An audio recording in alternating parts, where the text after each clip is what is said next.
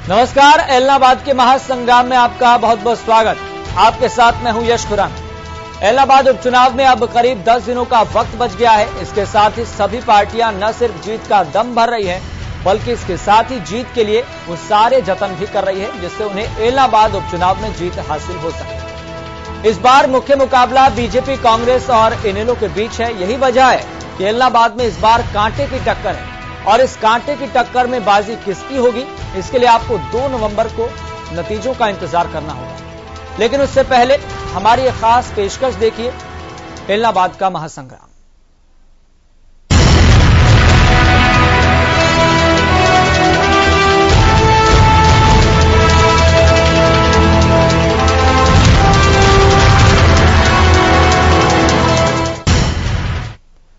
एलनाबाद उपचुनाव का महासंग्राम लगातार जारी है। सभी पार्टियां जीत के लिए दम भर रही हैं। भले मतदान 30 अक्टूबर को होना है, लेकिन सियासी पारा अभी से ही चढ़ता हुआ दिखाई दे रहा है। एलनाबाद में इस बार मुकाबला त्रिकोणीय है, इस बात में कोई दो राय नहीं है।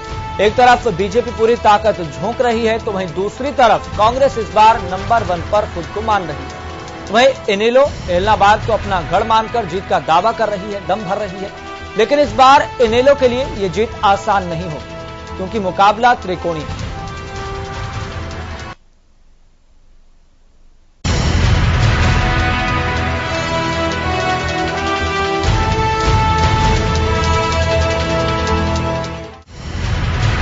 एलनाबाद उपचुनाव इस बार किसी भी पार्टी के लिए आसान नहीं है। एलनाबाद में इस बार मुकाबला न सिर्फ जबरदस्त है, बल्कि त्रिकोणीय भी है। एक तरफ बीजेपी जीत का दम भर रही है, तो दूसरी तरफ कांग्रेस का दावा है कि वो इस बार नंबर 1 पर रहेगी। बाकी पार्टियां नंबर 1 और नंबर 2 की लड़ाई लड़ रही हैं। वहीं इनेलो को लगता है कि एलनाबाद उसका गढ़ है और उसकी जीत निश्चित है। लेकिन सोचने और जीत मिलने में जमीन आसमान का फर्क होता है। एक तरफ पिछले चुनाव में बीजेपी उम्मीदवार रहे पवन बेनीवाल, अब कांग्रेस के उम्मीदवार हैं, तो दूसरी तरफ बीजेपी ने युवा और समाजसेवी उम्मीदवार गोविंद कांडा को मैदान में उतारा है। उधर अभय एक बार फिर एलनाबाद से इनेलो के प्रत्याशी हैं। एलनाबाद उपचुनाव में इस बार मुकाबला इनेलो, बीजेपी और कांग्रेस प्रत्याशियों के बीच ही रहने वाला है। 2019 के विधानसभा चुनाव में यहां तीसरे नंबर पर रही कांग्रेस इस बार मुकाबले में नजर आ रही है। अब चलिए आपको बताते हैं कि एलनाबाद में किस पार्टी का क्या समीकरण है और किस आधार पर वो जीत के दावे कर रही है। सबसे पहले बात बीजेपी की करते हैं। बीजेपी ने एलनाबाद से जननायक गोपाल कांडा के छोटे भाई को मैदान में उतारा है, यानी गोविंद कांडा को अपना उम्मीदवार बनाया है। बीजेपी विकास के मुद्दे पर चुनावी मैदान में है।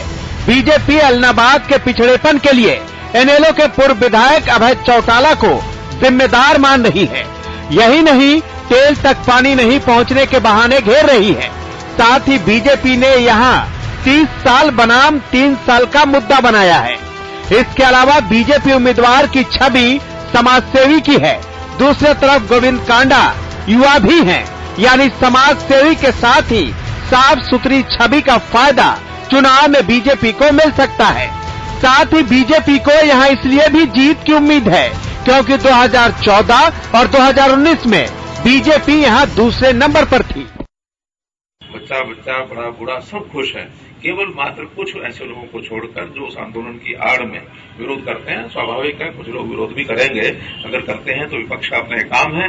लेकिन वहां जनमानस जो है भारतीय जनता पार्टी के हित में भारतीय जनता पार्टी के कैंडिडेट को गोविंद कांडा को जिताने के लिए तैयार है। ये तो दिन प्रतिदिन सामने आ रहा है कि उनके लोग निरंतर माहौल खराब भी करते आ रहे हैं। ये भी दर्शाते हुए कि वहां पर परिस्थितियां किसान आंदोलन को शुरू, मगर दिन प्रतिदिन जो जन भावनाओं साथ मिल रहा है, इस तरह लोगों का सपोर्ट मिल रहा है, मैं ये मानता हूँ कि गठबंधन मजबूती से एलनाबाद की सीट जीती। गठबंधन मजबूत उम्मीदवार वहां उतारा है। वहीं अगर बात इनेलो की करें तो इनेलो एलनाबाद का गढ़ है। इनेलो यहां 1996 के बाद कभी नहीं हारी है। 2010 से अभय चौटाला लगातार वहां से जीत रहे हैं, लेकिन जनवरी 2021 में उन्होंने कृषि कानूनों के मुद्दे पर इस्तीफा दे दिया था। इसके बाद उपचुनाव का ऐलान हुआ तो अभय चौटाला एक बार फिर मैदान में उतर गए। हालांकि विपक्षी पार्टियां पूछ रही हैं कि जब कृषि कानून वापस ही नहीं हुए तो फिर वो दोबारा चुनावी मैदान में क्यों हैं? वहीं कांग्रेस इस बार जीत को लेकर काफी आश्वस्त दिख रही है। 2 बार बीजेपी से दूसरे नंबर पर रहे पवन बेनीवाल इस बार पाला बदलकर कांग्रेस के टिकट पर मैदान में है। कांग्रेस को उम्मीद है कि इस बार उसे कृषि कानूनों के नाम पर फायदा मिलेगा और जीत उसकी होगी। यही वजह है कि पूर्व सीएम और कांग्रेस के वरिष्ठ नेता भूपेंद्र सिंह हुड्डा एलनाबाद में नंबर 1 होने का दावा कर रहे हैं। तो उनसे पूछो भाई, उन्होंने तो दे दिया जी। तो करेंगे, मैंने बता दिया कांग्रेस जीतेगी, वहाँ करेंगे स्वागत। और कैसे होगा? भाजपा दावे कर रही है जी हम जीतेंगे, अभी दुष्यंत चौटाला वो दूसरे तीसरे नंबर का झगड़ा है। दूसरे में इनेलो रहती है, भाजपा का झगड़ा दूसरे तीसरे, 1 नंबर का झगड़ा नहीं होगा। वो तो दूसरे नंबर पर कौन रहता है, तीसरे नंबर पर कौन होता है, ये झगड़ा। तो वोट परसेंटेज निकाल लिया सर? ये तो हाइपोथेटिकल सवाल है। जीत होगी हमारी। सर एलनाबाद आप कब जा रहे हैं? एलनाबाद कब जा रहे हैं? मैं हुआ है 2 दफा हुआ है। एलनाबाद विधानसभा क्षेत्र में शुरू से ही इनेलो का दबदबा रहा है। हर बार जाट उम्मीदवार ही मैदान में बाजी मारता रहा है। हालांकि कांग्रेस भी जाट उम्मीदवार को ही मैदान में उतारती है। इस बार इनेलो से अभय सिंह चौटाला, कांग्रेस से पवन बेनीवाल, जबकि बीजेपी जेजेपी गठबंधन से गोविंद कांडा चुनावी मैदान में है।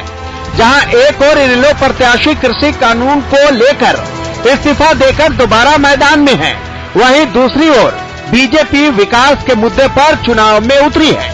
बीजेपी और कांग्रेस दोनों ही इनेलो पर तीखे प्रहार करते हुए अभय के इस्तीफे पर सवाल उठाते हुए पूछ रही हैं कि जिस मकसद के लिए अभय ने इस्तीफा दिया था वो पूरा ही नहीं हुआ तो फिर चुनाव लड़ने का क्या मतलब है। जबकि इनेलो का कहना है कि उन्होंने एलनाबाद विधानसभा की जनता से पूछकर इस्तीफा दिया था और उन्हीं से पूछकर दोबारा चुनावी मैदान में है।